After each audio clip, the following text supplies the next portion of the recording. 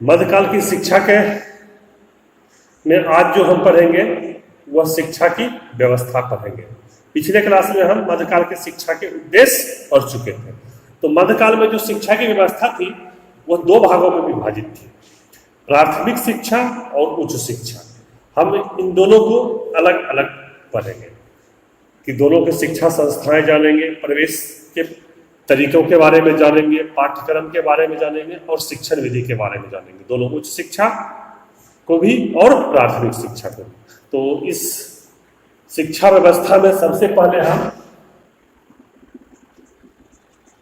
शिक्षा व्यवस्था यह दो स्तरों पर विभाजित थी। पहला था प्राथमिक स्तर और दूसरा था उच्च स्तर। और आज जो हम पढ़ेंगे सबसे पहले वह पढ़ेंगे प्राथमिक स्तर। ठीक है, प्राथमिक स्तर में सबसे पहले हम इसके जानेंगे शिक्षा संस्था।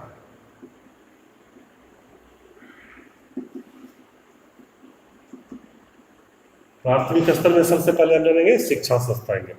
तो देखिए, मध्यकाल में जो है प्राथमिक शिक्षा का मुख्य केंद्र वह मकतब।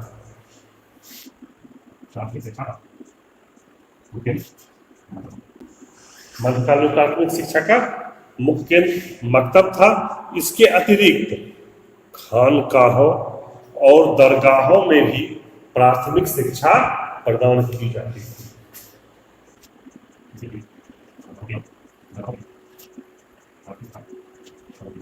मुख्य केंद्र जो था प्राथमिक शिक्षा का वह मकतब था, लेकिन खानगाह और दरगाह में भी प्राथमिक शिक्षा देने की व्यवस्था थी। और इन शिक्षा संस्थानों में जो भी थे, खानगाह, दरगाह, मकतब, सिर्फ मुसलमान बच्चे ही शिक्षा ग्रहण कर सकते थे। और कुछ व्यक्तिगत शिक्षक ऐसे होते थे जो इन सब के अतिरिक्त, मकतब, खानगाह, दरगाह के अतिरिक्त अपने घर पर भी प्राथमिक शिक्षा देने का कार्य करते थे। ये था प्राथमिक शिक्षा का शिक्षा संस्थाएं। ये पहला पॉइंट हो गया प्राथमिक शिक्षा व्यवस्था की पहला प्रकार कि उसकी कौन कौन सी शिक्षा संस्थाएं थी, वहां कौन शिक्षा प्राप्त कर सकते थे। अब आते हैं हम इसमें प्रवेश। दूसरा इसमें पॉइंट है शिक्षा का प्रवेश की प्राथमिक शिक्षा संस्थानों में प्रवेश कैसे मिलता है।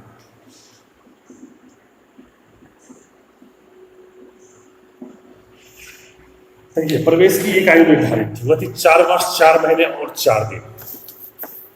तो आप लोगों ने को याद होगा कि जैसे कि वैदिक शिक्षा में प्रवेश के लिए उपनयन संस्कार किया जाता था, बौद्ध शिक्षा में प्रवेश के लिए पवज्जा संस्कार किया जाता था, उसी प्रकार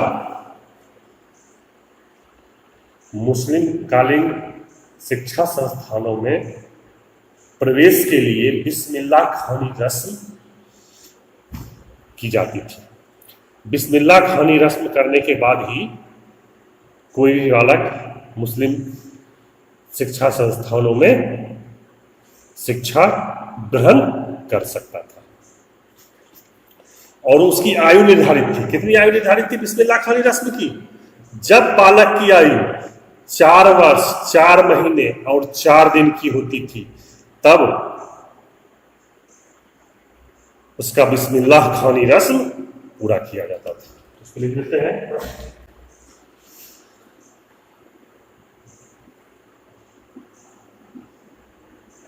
प्रवेश के लिए जब बालक की आयु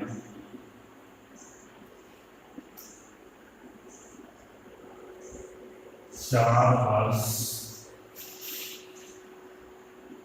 4 महीने और 4 दिन का होता था, तो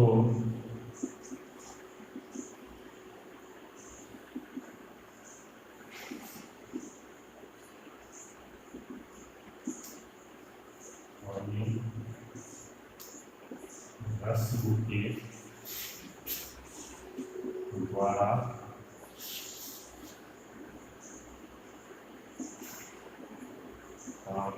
शिक्षा के लिए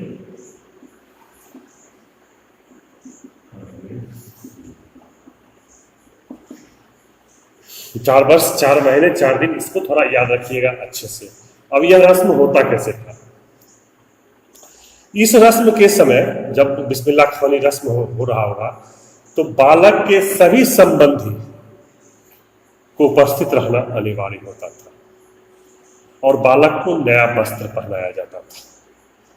सभी सगे संबंधियों के उपस्थिति में नए वस्त्र पहनाकर जब उसे मकतब में लाया जाता था तो वहाँ के मौलवी के समक्ष सबसे पहले उपस्थित किया जाता था और मौलवी जो है वहाँ के, वह कुरान शरीफ की आयतें पढ़ते थे और बालक को उससे दोहराने को कहा जाता था। एक तरफ मौलवी साहब जो है वह कुरान की आयतें पढ़ रहे हैं, दूसरी तरफ बालक उसको दोहरा रहे हैं। जैसे ही बालक कुरान की आयतें मौलवी के कहने के अनुसार दोहरा लेता था, उसका बिस्मिल्लाह खानी रस्म पूर्ण माना जाता था। लेकिन इसके अतिरिक्त यदि कोई बालक कुरान की आयतों को उच्चारण करने में असमर्थ होता था तो उसे सिर्फ बिस्मिल्लाह कहने को कहा जाता था, और अगर वह बिस्मिल्लाह का भी उच्चारण कर लेता था तो भी उसे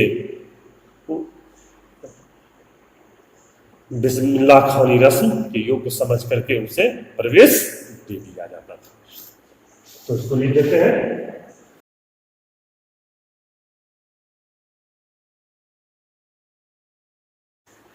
इसको हम लिख दिए हैं, एक बार फिर से इसको हम दोहरा देते हैं कि जो भी मुस्लिम कालीन प्राथमिक शिक्षा केंद्र थे वहाँ प्रवेश कैसे मिलता था कि जब बालक की आयु 4 वर्ष 4 महीने और 4 दिन की होती थी तो बालक के जितने भी सगे संबंधी होते थे सभी उनको लेकर के मौलवी के नज़दीक उपस्थित होते थे। उनको नया वस्त्र पहनाया जाता था, मौलवी उसके कुरान की आयतें को बोलते थे और बालक को उसे दोहराना होता था। बालक जैसे ही दोहरा लेता था उसे बिस्मिल्लाह खानी रस्म को पूरा माना जाता था और उसे प्राथमिक शिक्षा के केंद्रों में प्रवेश मिल जाता था। यदि बालक कुरान की आयतों को दोहराने में असमर्थ होता था तो उससे सिर्फ बिस्मिल्लाह का उच्चारण करवाया जाता था। अगर बालक बिस्मिल्लाह का भी उच्चारण कर देता था तो भी उसका बिस्मिल्लाह खानी रस्म को पूर्ण मानते हुए उसे वहाँ के प्राथमिक शिक्षा केंद्रों में प्रवेश दे दिया जाता था। तो ये था प्राथमिक शिक्षा में प्रवेश का नियम। अब आते हैं इसका अगला पाठ। इसका अगला पॉइंट है तीसरा पाठ। देखिए पाठ्यक्रम क्या है। देखिए मकतबों के पाठ्यक्रम विभिन्न स्थानों पर अलग अलग था। मतलब जैसे भी स्थान बदलता था मकतब का पाठ्यक्रम बदल जाता था। सभी जगह के मकतब का पाठ्यक्रम एक समान नहीं था। लेकिन साधारणतया बालकों को अंक गणित की शिक्षा अवश्य दी जाती थी। उनको सबसे पहले वर्णमाला के अक्षरों को ज्ञान कराया जाता था। उसके पश्चात उसे कुरान की कुछ आयतें कंठस्थ कराई जाती थी जो कि अनिवार्य थी। देखिए सभी पाठ्यक्रम भले ही सभी मकतबों में अलग अलग था लेकिन एक समानता सभी मकतबों में थी और वह थी कि सभी मकतबों में कुरान के आयतें बालकों को कंठस्थ कराना अनिवार्य रूप से पाठ्यक्रम में शामिल किया गया था। इसके अतिरिक्त कुछ मकतब अंक गणित की भी शिक्षा देते थे, कुछ मकतब जो है व्यवहारिक शिक्षा भी प्रदान करते थे, लेकिन वह अपने हिसाब से तय करते थे कि कुरान के अतिरिक्त हमें किस विषयों की शिक्षा देनी है। जब कुरान की आयतें कंठस्थ बालक को हो जाता था तो बालक को लिखना भी सिखाया जाता था। देखिए कुरान की आयतें तो कंठस्थ करा दी जाती थी लेकिन कुरान का सूक्ष्म विश्लेषण उसके लिए अनिवार्य नहीं था। वो उच्च शिक्षा में चला गया था। प्राथमिक शिक्षा में सिर्फ यही था कि बालक को कुरान की आयतें कंठस्थ याद कर लेना है, तब उसे कि कुरान की जब आयतें ये याद हो गई उसे, तब उसे कुछ लिखना सिखाया गया। लिखना सिखाने के बाद उसे बातचीत करने का ढंग सिखाया जाता था। उसे अरबी और फारसी की भी शिक्षा प्रदान की जाती थी। तो ये था। लेकिन एक चीज इसमें ध्यान रखिएगा कि यह शिक्षा जो थी मकतबों में, वह सबके लिए उपलब्ध नहीं थी। मतलब सबके लिए उपलब्ध थी, लेकिन आर्थिक दृष्टिकोण से जो संपन्न परिवार होते थे वही शिक्षा दिलाने में सफल होते थे। बहुत ही आर्थिक रूप से कमजोर के लिए अपने बालकों को उस समय शिक्षा दिलाना बहुत ही मुश्किल हो जाता था, क्योंकि छोटे से उम्र में ही बच्चों को आर्थिक उपार्जन के लिए वह भेज देते थे। इसके अतिरिक्त जो शाही परिवार होते थे, जो राज परिवार होते थे, संपन्न परिवार होते थे, वह अपने बालकों को अपने घर पर ही निजी तौर पर शिक्षकों को बुला करके प्राथमिक शिक्षा उसे दिलाते थे। तो ये था पाठ्यक्रम और कौन कौन से शिक्षा ग्रहण करते थे। तो इसके अगले क्लास में हम पढ़ेंगे इसके शिक्षण विधि को। धन्यवाद।